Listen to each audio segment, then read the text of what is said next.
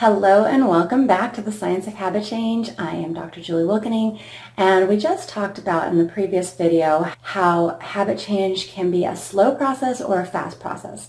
And more than likely in the past in your life, you've gone through habit change of some sort, or you've had some change or transformation of some sort, whether you really planned it out or whether it just happened. And more than likely it was a slow process, or it was a process that didn't involve you setting a goal and reaching it. There's a reason for this, and I want to get into a little bit about that and the reason why we resist habit change that we want to set for ourselves, even if we know it's a healthy thing for us to do. What happens is that we have different areas of our brain. We've got the subconscious and we've got the conscious, which is kind of here on our forehead, and the subconscious, which is your brainstem, and then deep processes in your brain. That subconscious area is kind of the slow and steady that always holds you to your habits. And it's a very important thing that was developed millions of years ago through evolution of our brains. It's part of even animal brains too, and it helps animals do the same thing over and over, and then some animals do the things that they need to survive. So at the very basic level, an animal would freeze, fight, or flight. We still have that mechanism within us too. We may handle it a little differently. We may not try to blend in with our environment, but instead we may try to get out of situations, even situations we've set up for ourselves. We may also get scared even though we want something. Once it's actually presented in front of us and we're getting it, or we can get it, we may get scared off because it's foreign to us, and so we are maybe taking flight because of fear. That fear and worry and anxiety is there still, and that is because there's another part of our brain that has taken into account that fight, freeze, and flight part, which comes with what you could call the lizard brain. So the very basic ways that we have evolved to survive. We're typically not running and fleeing from tigers or big animals anymore, but we are still doing that from different things that make us fearful in our lives. There's another part of our brain that was developed, and maybe even you can say enhanced, and this is where animals have kind of herded together and grouped together, and they need that group and that herd to survive, or even that family to survive. So we have this mechanism within our brain too, that we need somebody or a group of people or society or our neighborhood or the people we are around to accept us and love us, and we need that to feel like we're being accepted and part of it. And this is because we've got this part of our brain that equals staying alive still. And then on top of that, we've got the conscious brain of what we want.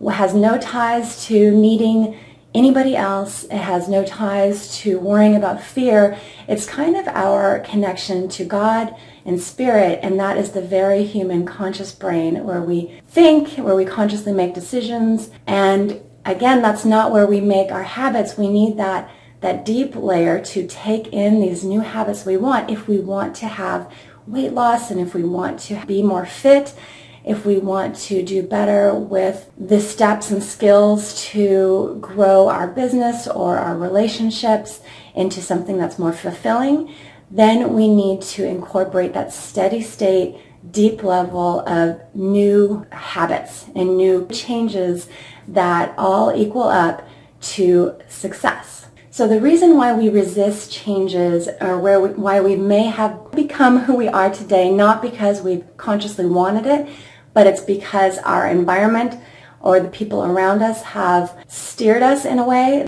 and it is effective, but it takes a long time. But you also may feel like you're being dragged along with this type of change, because you can see you are tapping into a deep part of your brain, but this part is very animal-like, and it's still based on fear and survival.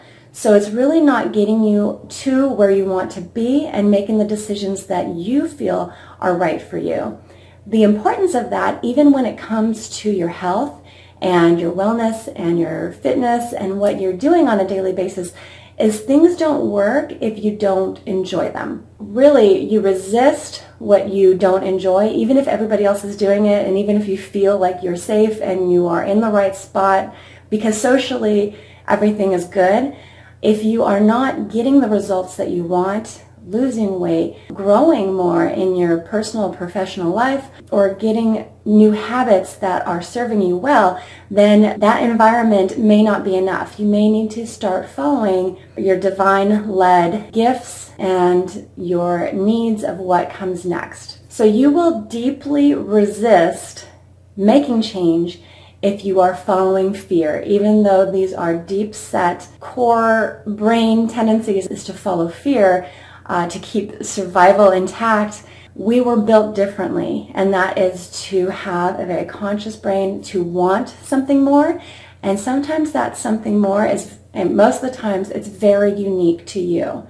So it's really about tapping into that, even when it comes to health and wellness, especially if you want to make a big change, like you want to make a transformation and get results like you haven't ever seen before, or follow through like you've never seen before.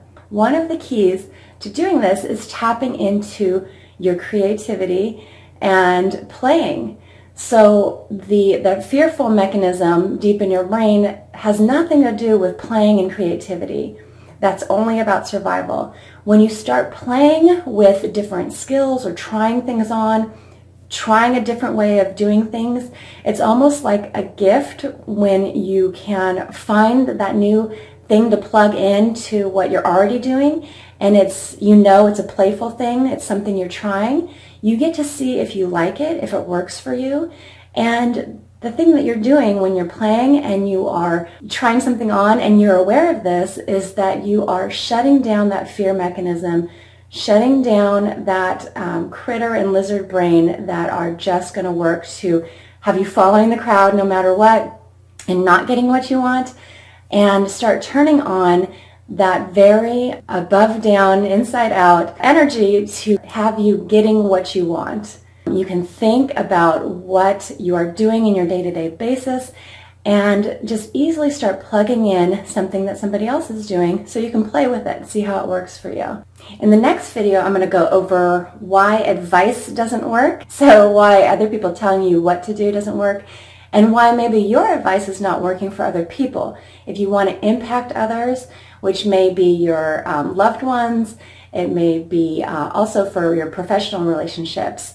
If you feel like you need to control the situation more because you are the expert, no matter what you're doing, if you are the creative expert, if you are the consultant that somebody has hired, you may want to start taking more of a leadership role and learn how to get people to go the right direction that they're going to feel amazing about, and they're going to make the best decisions and even spend money and invest because of the guidance that you're giving them, versus getting them in a place where they are tangled up in their own fears and they are guiding the whole consultation or the process that you're going through based on their fearful stance, which is, guiding with their lizard brain and their critter brain versus what is possible for them, all the changes they can make if they follow what you think is possible for them for their health and their wellness. So I'm going to go over why advice doesn't work and what you can do to get over that hurdle. I'll talk to you soon.